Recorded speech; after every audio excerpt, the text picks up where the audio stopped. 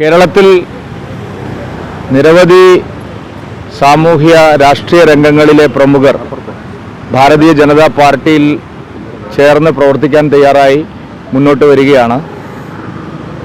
സുപ്രസിദ്ധ ചലച്ചിത്ര സംവിധായകനും അതുപോലെ തന്നെ റിട്ടയർഡ് മേജറുമായിട്ടുള്ള ശ്രീ മേജർ രവി ഇന്നു മുതൽ ഭാരതീയ ജനതാ പാർട്ടിയിൽ കൂടുതൽ ചുമതലകൾ ഏറ്റെടുത്തുകൊണ്ട് കേരളത്തിലെ സാധാരണ ജനങ്ങൾക്ക് വേണ്ടി പ്രവർത്തിക്കാൻ സന്നദ്ധമായി മുന്നോട്ട് വന്നിരിക്കുകയാണ്. പാർട്ടിയുടെ ആദരണീയനായിട്ടുള്ള ദേശീയ അധ്യക്ഷനുമായിട്ട് ഞങ്ങൾ ഇന്ന് കൂടിക്കാഴ്ച നടത്തുകയുണ്ടായി.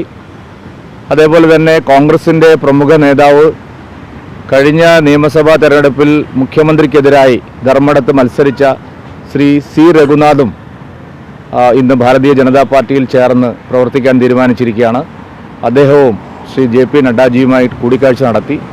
വരും ദിവസങ്ങളിൽ നിരവധി ആളുകൾ കോൺഗ്രസിലെയും CPM-ലെയും അതുപോലെ വിവിധ മേഖലകളിലുമുള്ള നിരവധി ആളുകൾ ലോക്സഭാ തെരഞ്ഞെടുപ്പിന് മുന്നോടിയായി ഭാരതീയ ജനതാ പാർട്ടിയുമായി ദേശീയ ജനാധിപത്യ സഖ്യവുമായി ചേർന്ന് പ്രവർത്തിക്കാൻ സന്നദ്ധമായി മുമ്പോട്ട് വരുന്ന സ്ഥിതിവിശേഷമാണുള്ളത്. വരും ആഴ്ചകളിൽ കൂടുതൽ പേർ ഇതുപോലെ ഭാരതീയ ജനതാ പാർട്ടിയുമായി ചേർന്ന് മുമ്പോട്ട് വരും.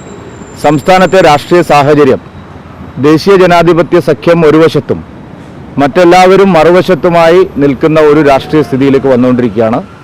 ഇടതുമുന്നണിയും വലതുമുന്നണിയും സമാനമായ നിലപാടുകളാണ് എല്ലാ കാര്യങ്ങളിലും സ്വീകരിക്കുന്നത്. കേരളത്തിൽ ഇനി വികസനവും പുരോഗതിയും ഉണ്ടാവണമെങ്കിൽ നരേന്ദ്രമോദിജിയോടൊപ്പം കേരളം അണിനിരക്കണമെന്നുള്ള സന്ദേശമാണ് ജനങ്ങൾ നൽകുന്നത്. പ്രധാനമന്ത്രി ശ്രീ നരേന്ദ്രമോദിജി 3-ാം തീയതി തൃശ്ശൂരിൽ വലിയൊരു മഹിളാ സമ്മേളനത്തിനെ അഭിസംബോധന ചെയ്യുകയാണ്. ലോക്സഭയിലും അതുപോലെ നിയമസഭകളിലും പാർലമെൻറ്റിലും വനിതാ സംവരണ ബിൽ പാസാക്കിയതിന് ശേഷം രാജ്യത്ത് നടക്കുന്ന ഏറ്റവും വലിയ സംസ്ഥാന തലത്തിലുള്ള മഹിളാ സമ്മേളനമാണ് തൃശ്ശൂരിൽ നടക്കുന്നത്.